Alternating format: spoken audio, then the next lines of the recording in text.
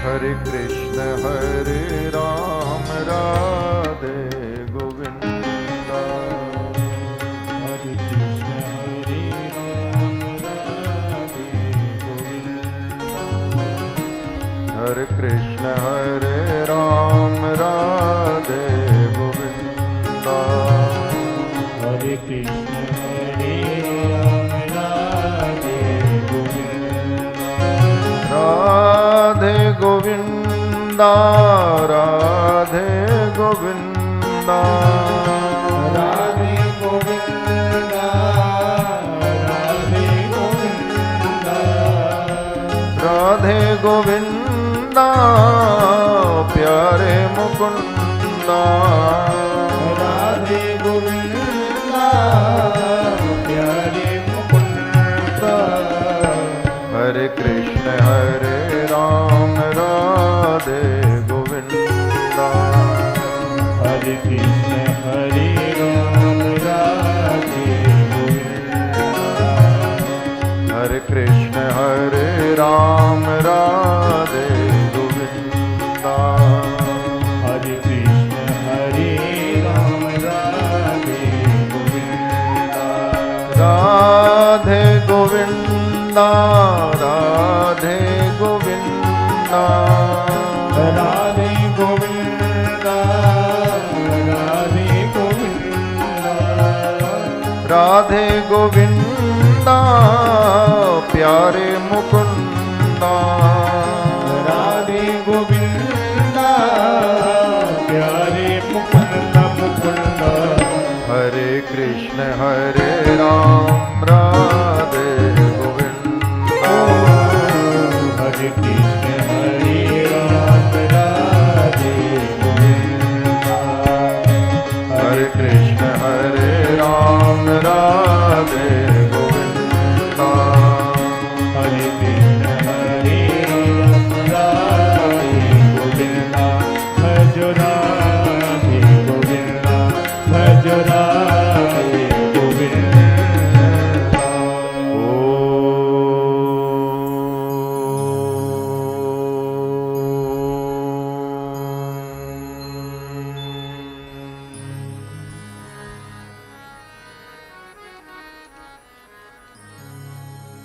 करारविन्देन पदारविन्दम् मुखारविन्दे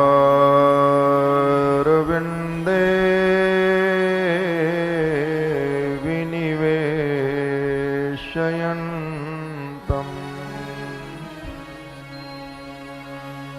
वटस्य पत्रस्य पुटे शयानम् बालं मुकुन्दं मनसा स्मरामि। श्री कृष्ण गोविंद हरे मुरारे। हे नाथ नारायण वासुदेवा। जिह्वे पिबस्वामृतमेतदेव। गोविन्द दामोदर माधवेति।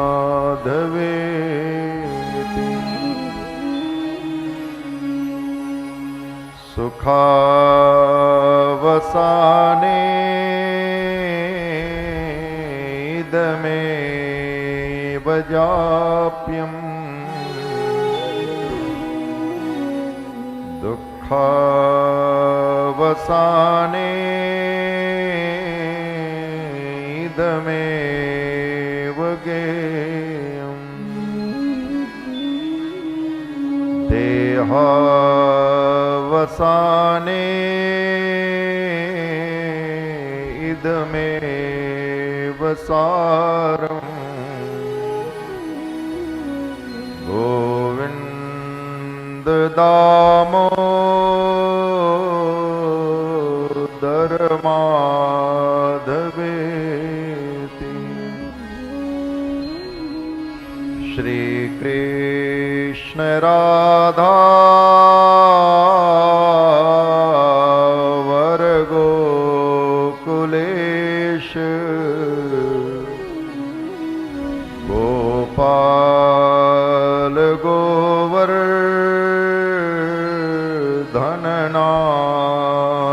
विष्णु जिह्वे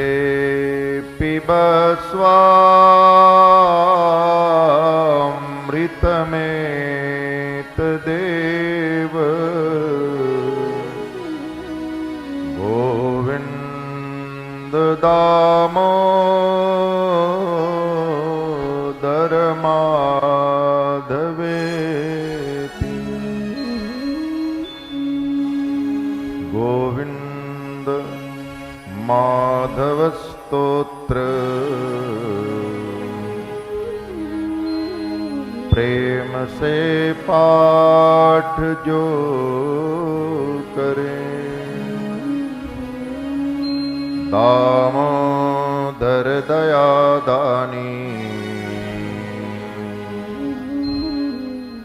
सहजे गोलोक संग चले श्री वृंदावन बिहारी लाल की जय। श्री शुक उवाच वरीयानेश ते प्रश्नः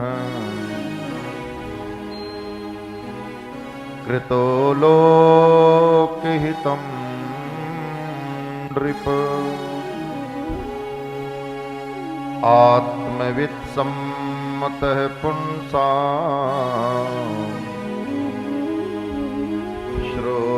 श्रोतव्यादिषु यः परः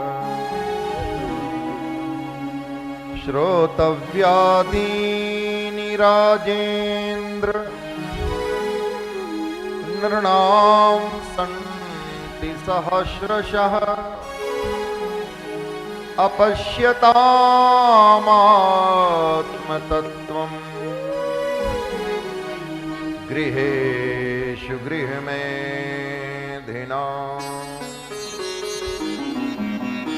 निद्रया ह्रियते नक्तं वयवायेन च वावयः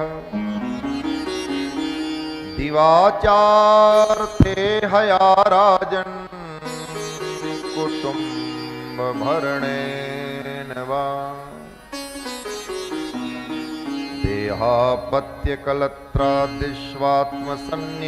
देहापत्यकलत्रादिष्वात्मसन्न्येष्वसत्स्वपि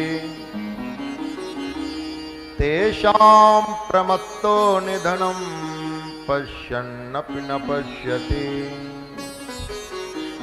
तस्मात् भारत सर्वात्मा भगवान् ईश्वरो हरिः श्रोतव्यः कीर्तितव्यश्च स्मर्तव्यश्चेच्छता भयम् एतावान् सांख्ययोगाभ्यां स्वधर्मपरिनिष्ठया जन्मलाभः परः पुंसामन्ते नारायण स्मृति जन्मलाभः जन्मलाभः परः पुंसामन्ते नारायण स्मृति।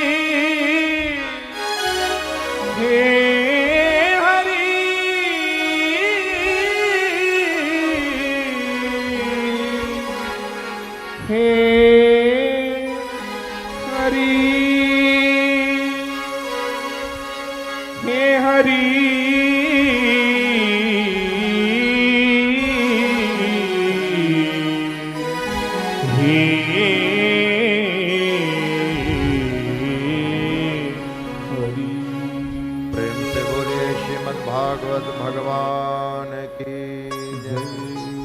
श्री सुखदेव भगवान की जय। श्री हनुमान जी महाराज की जय। सर्वकाल स्मरणीय परमपिता परमेश्वर के पावन पाद पद्मों में सदैन्य साष्टांग दंडवत प्रणाम करता हूं। पुरुषोत्तम मास में आयोजित श्रीमद् भागवत भगवान की पावन पुनीत कथा में आह्वायित स्थापित अर्चित सभी देवी देवता,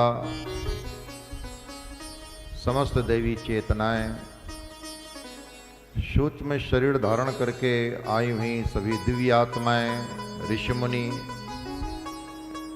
मुनि वृंद, भक्त वृंद, उन सभी के चरणों में बारंबार प्रणाम करता हूं। अपने अपने मोबाइल सेट, टीवी सेट के माध्यम से दूर बैठे सभी उन श्रोताओं को, उनके हृदय में विराजमान राधा मुकुंद भगवान को और आप सब परम सौभाग्यशाली श्रोतावृंद जो व्यासपीठ के समक्ष विद्यमान हैं, आप सबके हृदय में विराजमान राधा गोविंद भगवान को बारंबार प्रणाम करता हूं। आए मनुष्य शरीर से चलें गंगा जी के उस पावन तट पर जहां भगवान सुखदेव राजा परीक्षित को भागवतामृत का पान कराने जा रहे हैं। कल कल निनाद करती हुई मां भागीरथी तो बह ही रही हैं। अब भगवान सुखदेव के मुखारविंद से भागवती गंगा का प्रवाह शुरू होने जा रहा है। श्रोताओं में बड़ी उत्सुकता है। अपलक भगवान सुखदेव को निहार रहे हैं। 16 वर्षीय भगवान सुखदेव की कायिक अवस्था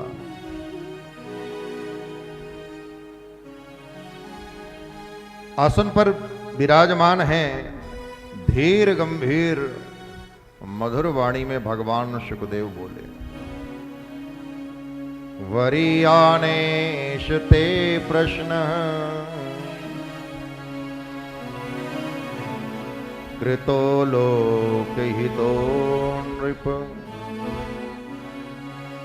आत्मवित् सम्मतः पुंसा श्रोतव्यादिश्यः परः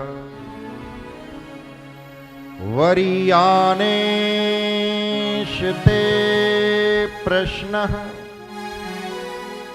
वरीयानेश ते प्रश्नः वरीयानेश ते प्रश्नः। अमृत बीज रूप वकार से सुखदेव के उद्बोधन का आरंभ हुआ। वम अमृत बीज माना गया है। ब्रह्मानंद का बीज है वम। अमृत प्रकट हुआ है भगवान सुखदेव के मुख से। भीतर जो होता है वही तो मुख से प्रकट होता है। जो खाया है वही वैसे ही तो डकार आएगी। भगवान सुखदेव के हृदय में अमृत ही अमृत भरा है। अमृत बीज रूप वकार प्रकट होने के पीछे भाव यह है कि भगवान सुखदेव का हृदय प्रभु की कथामृत से लबालब भरा है, प्रभु के नामामृत से भरा है।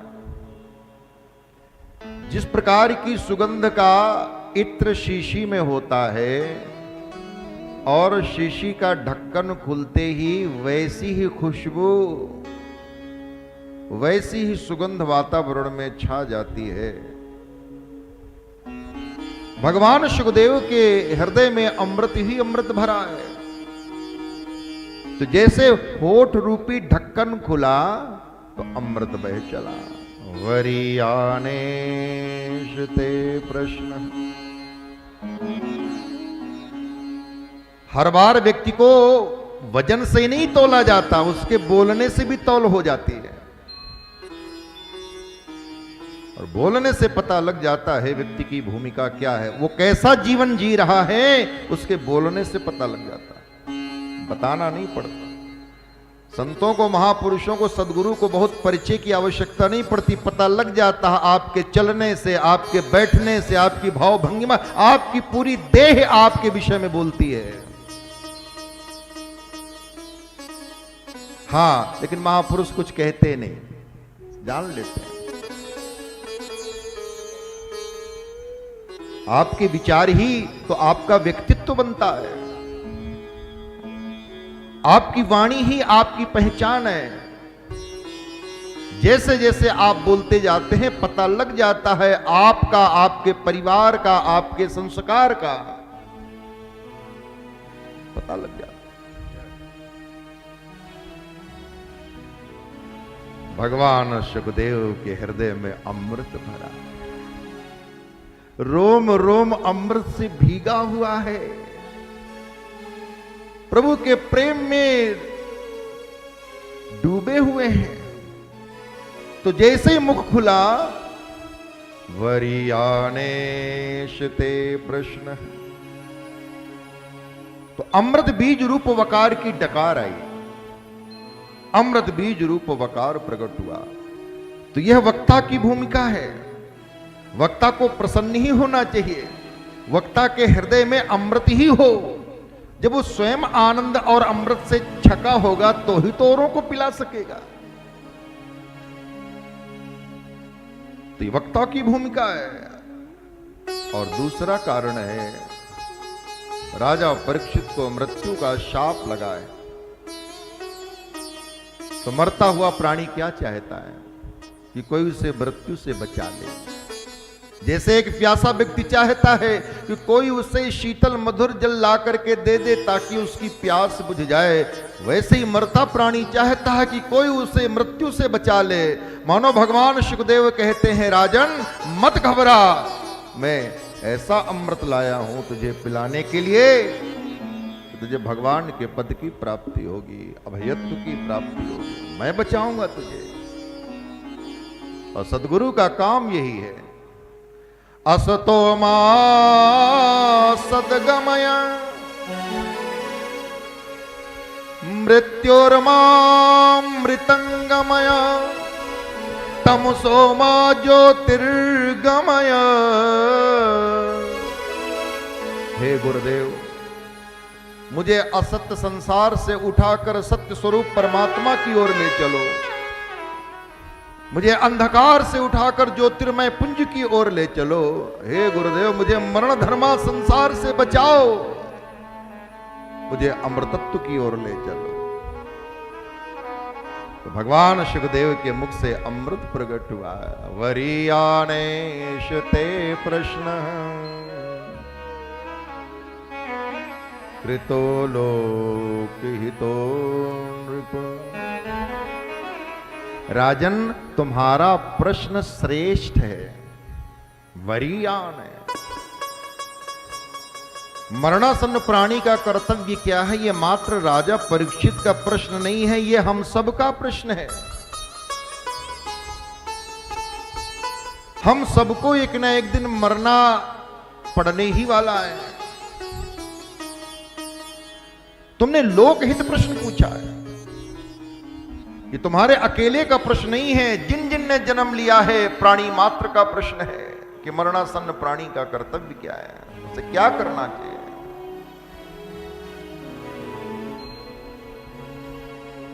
बड़ी विशेष बात है कि राजा परीक्षित को 7वें दिन तक्षक के दंश से मृत्यु का शाप लगा है, तो मरने की तैयारी में लग गए। 7 दिन के पहले नहीं, और हमें अगले क्षण का भरोसा नहीं है और हम निश्चिंत घूम रहे हैं। गई सांस वापस आएगी भी, इसका भी भरोसा नहीं है। अच्छा, जन्म लेने में सबसे पहला कार्य बच्चा क्या करता है? जब बच्चा मां के पेट से बाहर आता है तो पहला कार्य क्या करता है, कभी विचार किया? सबसे पहला कार्य किया है उसने जन्म लेते ही, जैसे ही धरती में आया, सांस लेने का। अभी तक तो अपने मां के पेट में मां के श्वसन तंत्र से जुड़ा था, मां के सांसों से सांसें ले लेता था। जैसे ही वो धरती में आया है, अब वो अपने प्रयत्न से सांस लेता है, और उसी प्रयत्न में वो एक तरीके से घबराता है तो मुंह खुलता है और वो रोता है। वो रो नहीं रहा, पहली बार अपने प्रयास से सांस ले रहा है, मुंह से नाक से वो सांस ले रहा है। तो जन्म लेते ही हमने पहला कार्य किया है सांस लेने का, और इस शरीर में अंतिम कार्य क्या करेंगे? सांस छोड़ने का। सारा का सारा शरीर यूं ही पड़ा है, सारे अंग हैं, लेकिन एक चीज नहीं है, क्या? वो सांस नहीं है। गई सांस वापस नहीं आती, इसे ही तो मृत्यु कहते हैं। तो राजा परीक्षित की जो अंतिम सांस है वो तो 7वें दिन जाएगी, लेकिन अपनी अंतिम सांस कब निकल जाएगी पता नहीं, कोई भरोसा नहीं। और हम इन सांसों को कितनी लापरवाही से व्यय कर रहे हैं। महाराज, ये खजाना सीमित मिला है। हम भले ही अपनी शारीरिक आयु की गणना वर्षों में करते हैं, लेकिन परमात्मा के यहां आयु की गणना सांसों में है कि हमने इतने हजार, इतने लाख इसको सांसें दी हैं आने जाने।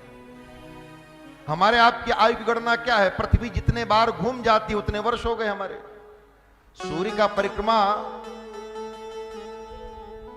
भाई हमारी आपकी आयु क्या है? पृथ्वी और सूर्य पर आधारित है।